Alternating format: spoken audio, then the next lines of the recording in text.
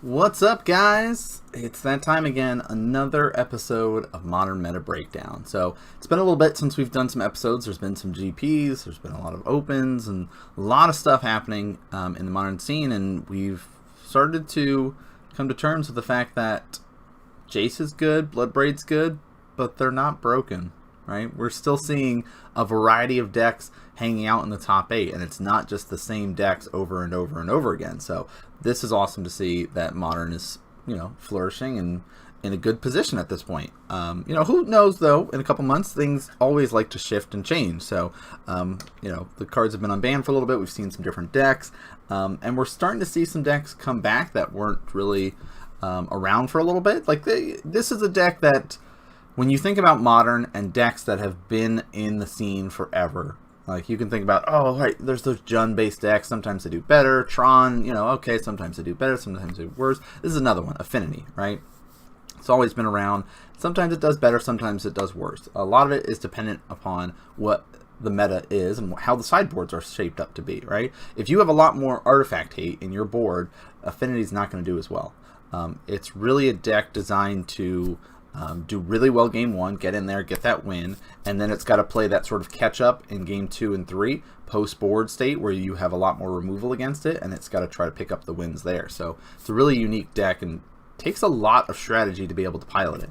So the plan for this episode of Modern Magic Mondays, Modern Meta Breakdown, oh my gosh, so many M's, is to go through, we'll talk a little bit about the deck, kind of the ins and outs, some ways to kind of target it and deal with it, why they might have certain sideboard cards in their list, things like that. So I want to talk about a list that was running around kind of middle of April before things really picked up with some new cards from Dominaria, and then we'll talk about some of the additions that people have added in sideboard wise. But here's an interesting one from the GP there that I wanted to kind of bring up. So let's hop in and we'll take a look at what these lists have to offer. Bum, bum, bum, bum. All right, so this one was a 6th place finish. I'm going to talk a little bit about kind of the ins and outs of the deck real quick for those tuning in and watching, want to learn about the deck. This is a good way to be able to do that. So Affinity is a great deck because it has the ability to transition strategies throughout the game, right? You can start out with this go wide strategy where I'm going to blanket the board with creatures, going to buff them up, and then I'm going to just kind of kill you with numbers, right? Or it can go for a pierce strategy and just have one guy and just finish you off or just pierce through and get you, right? So we're going to talk a little bit about the kind of go wide stuff available. So there's 2 big creatures that help with the go wide. There's one, I guess 3 that if you think about of like this overall go wide strategy and buffing, right? Like Signal Pest is one of them, right? It's easy to get out onto the battlefield because it only costs 1 mana. It's a 0/1, right? Okay, that's not scary. Why should I be worried about this? Well, it's that battle cry ability, right? So when this creature attacks, each other attacking creature gets +1/+0 until the end of the turn. And he pretty much flies, right? So he's got this whole thing that cannot be blocked except for by creatures with flying or reach. So it doesn't really have flying, but kind of has flying, right? So it's flying without giving it flying, I guess. I don't know. It's an interesting idea for it just to kind of help guarantee dealing damage from other stuff. And so this works really well when you're dropping down like your Ornithopters, right? This 0 mana O2 flyer, right? You've got Signal Pest, now you're starting to swing in for more damage. So you can easily have dropped down a couple of cards, a couple Ornithopters, a couple Memnites in the first turn and have a Signal Pest with it. And then the following turn, you're swinging in for 3-4 damage. Right, so already out the gate going quick. We've got 2 other ones to talk about here that are that kind of go wide. Consistently, we're seeing across the board, Steel Overseer. It's a super powerful one. There's 3 currently in this 6th place list. That's that activated ability. Put a +1 counter on each artifact creature you control.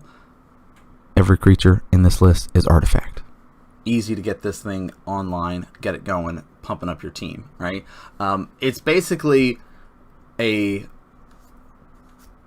lightning rod for removal, okay? So you play this guy and people are going to do their best to get rid of it. They're going to just start targeting it, get it off the battlefield because they know how insane the board state can get, and that clock just speeds up so much when you get a Steel Overseer online. So a lot of people just start flinging their spells at it to kill it off. The other go wide strat, not that one, this one, Master of Ethereum. So Master of Ethereum, 3 mana, the only kind of blue creature running around in the deck. For the most part. Some lists are trying out a new creature. We're going to talk about that for this particular list. But for the most part, when you see a lot of stock lists for Affinity, it's usually just kind of the Master of Ethereum. Some adjust their numbers, some run more than one, but usually it's at least one sitting in the list, right? It's just that additional go wide strategy. So cost 3 mana, where his power and toughness are equal to the number of artifacts you control. So when you have other things like your Mox Opals, your Springleaf Drums, things like that to also buff it up, even Darksteel Citadel is an artifact, right? So he can get pretty big pretty quickly on his own, but other artifact creatures you control get +1/+1, so he buffs the team again. So he's a nice kind of push for damage guy. Another one that does often draw removal spells towards him, right? Because he can get really big on his own, so he can go for that pure style with him.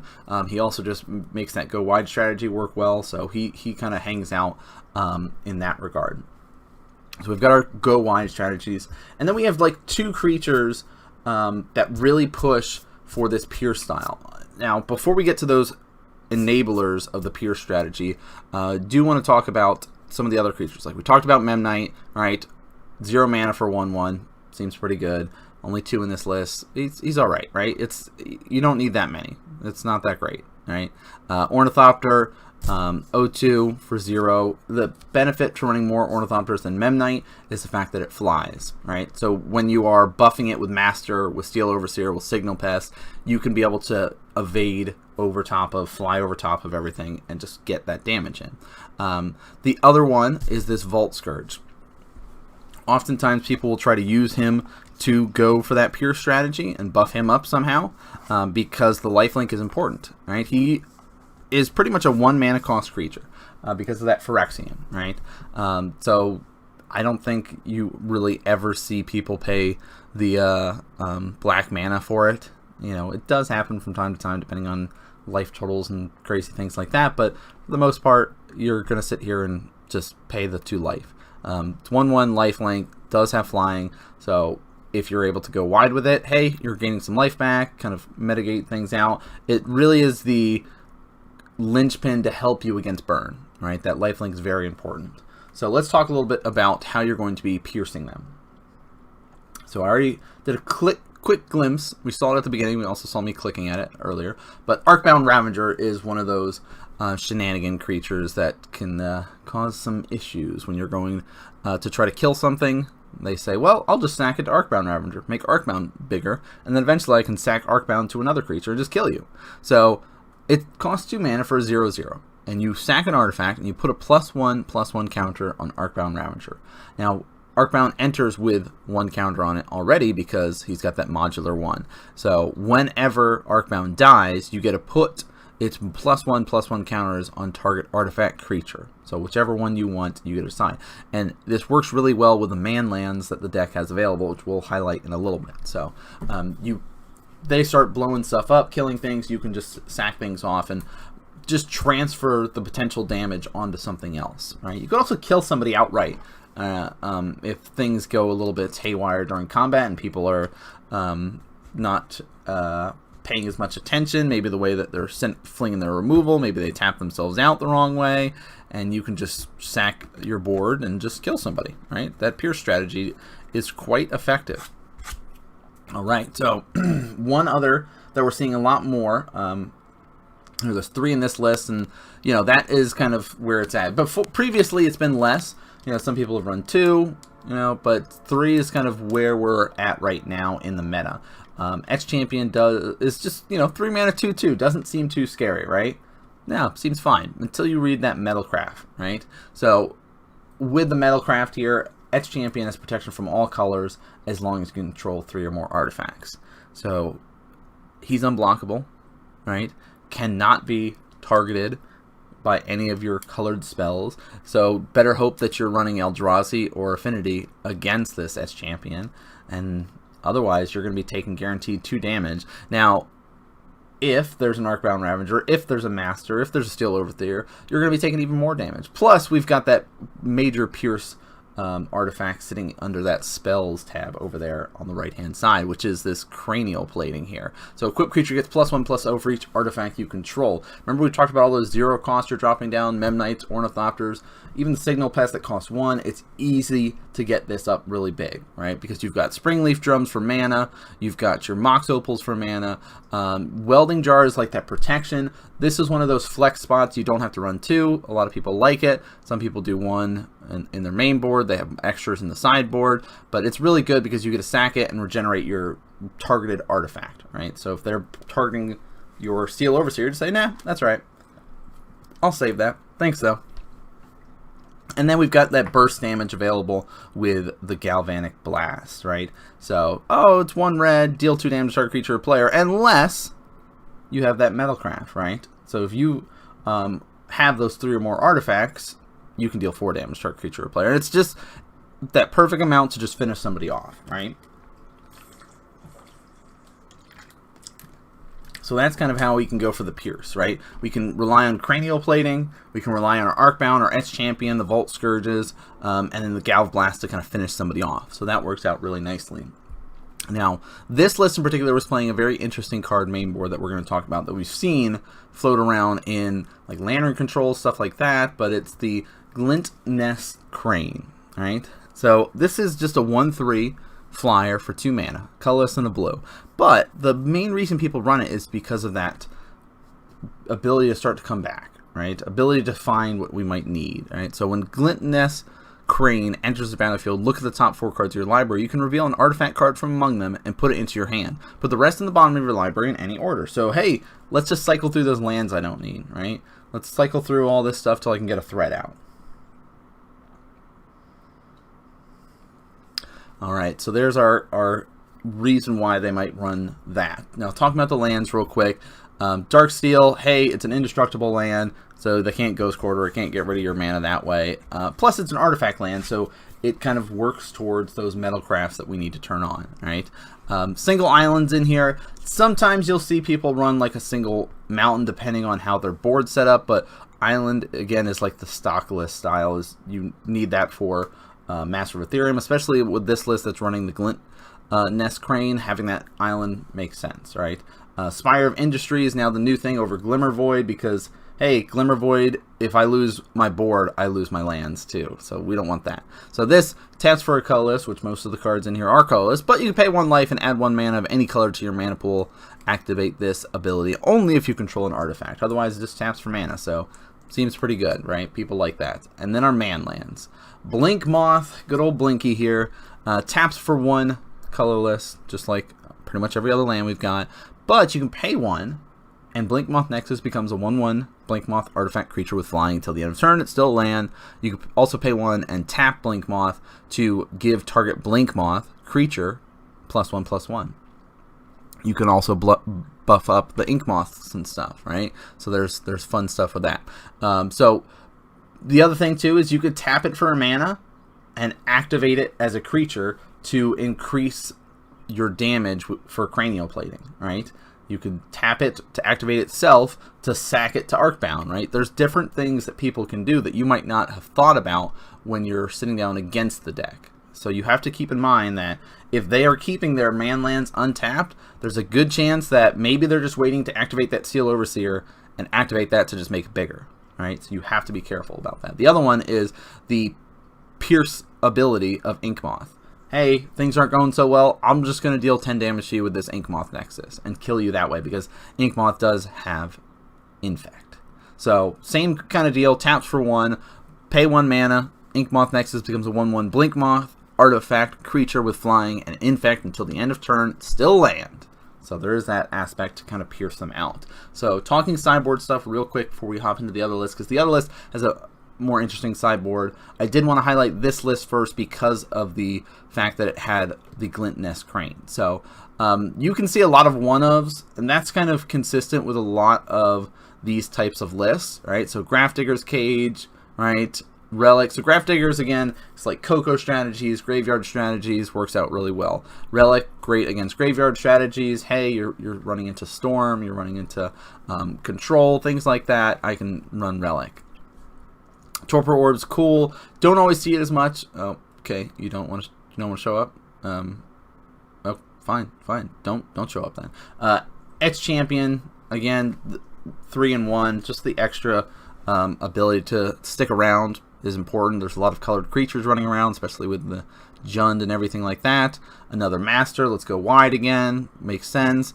The grid here is something you see a lot of in lists that are running heavy in artifacts. It's just that sort of, hey, the game's gone long and grindy. How can I help close things out? How can I lock out things against those 1 toughness creatures?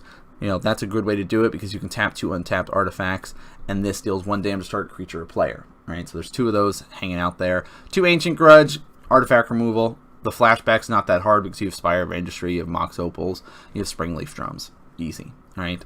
So that flashback just basically you get to destroy 2 artifacts. Seems pretty good.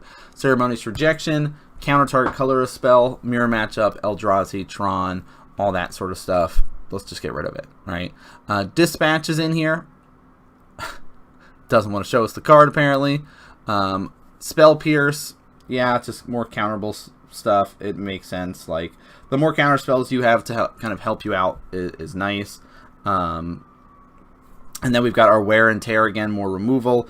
It's the destroy artifact or destroy enchantment. The enchantment hate is nice. It's not always often that you have something like that. I do want to hop back real quick to like Dispatch, even though it's not loading up for us. You know, that's the kind of Path to Exile card with when you have Metalcraft, right? It just taps it for 1 white, or if you have Metalcraft, you will exile that creature. So that's pretty nice. So having that ability is pretty good. The Torpor Orb deals with creatures entering the battlefield, right? It doesn't cause abilities to trigger. So like triggered abilities won't happen off of that. So, you know, this nice variety of cards in this list. I like the Glint Nest Crane as an addition. You know, it seems to be good. I think there's better stuff now that people can sideboard in instead of having that. But if you, again, you have that flex spot available that if you want to run that, go for it. The other list that I wanted to talk about has some interesting sideboard cards. So this one not running the main board Cypher or Crane there, Glint Nest Crane. The rest of it is pretty similar, right? The 3 Etch, 1 Master, 2 Memnite, 4 Ornithopter, Pest, Steel Overseer, Vault Scourge, cool. Cranial Plating, Drum, Jars, 2 of them, 3 Galv Blast, 4 Mox Opal. The other thing, though, this one is running a... Wow. Website doesn't really want to work. It doesn't even want to show mountains. It's running 1 mountain, 1 island, only 3 spires this time. But the real reason is because we got some new Dominaria cards in the sideboard that I wanted to talk about. Dampening Sphere is in here. Now, this card is legit, okay? Costs 2 mana. If a land is tapped for 2 or more mana, it produces 1 colorless instead of any other type of or amount, right? So if you're playing against Tron, this shuts them down. Hey, here's your 3 lands that tap for 7. No. Those actually tap for 3 mana. You have to play fair now. Sorry. No more big mana strategies for you. Each spell a player casts costs 1 more to cast for each other spell that player has cast this turn is another nice addition in there. Because that is also kind of this little like, hey, I see you, Storm. I see what you're doing. You're not going to keep casting a bunch of spells in 1 turn. Sorry. So it's like, hates Tron, hates Storm. Really, really good card to be able to run. So I love having 2 of those, and I recommend picking those up if you have not yet. Again, Relic makes sense. Oh, now Torpor Orb shows up there. Cool. We get it, right? Creatures entering the battlefield don't cause abilities to trigger. Sweet. S Champion, Master, cool. Aether Grid, makes sense. Ancient Grudge, Spell Pierce, Wear and Tear. This is the one we want to talk about. Antiquities War, right? It's one of those sagas, so it costs 4 mana. A little bit on the expensive side, but a 1-of for 4 mana is not that bad. It's really that comeback strategy. Hey, the game's gone on long and grindy. You killed a lot of my stuff. I just have a couple of man lands left. I haven't really been able to finish you off. But hey, 4 mana, I'm gonna be able to play this Saga, and when it enters, and at the beginning of your main phase, or after your draw, essentially,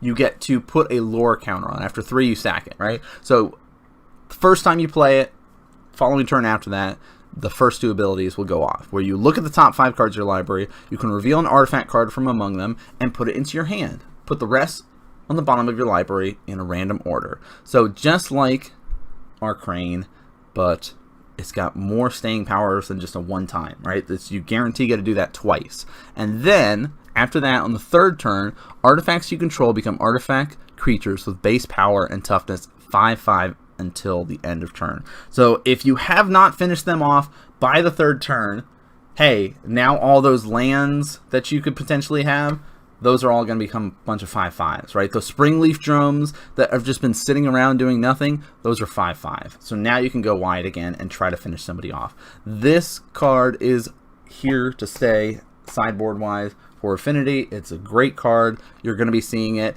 I don't think you need to run more than 1 in the sideboard. Some people might run 2, but again, 4 mana is a commitment. It's like a comeback at the end of the game kind of thing, right? To say I'm getting back into it. And I should have won. I haven't yet. Let's try to come back, right? That's the strategy for it. So, one other thing. There's another list running around.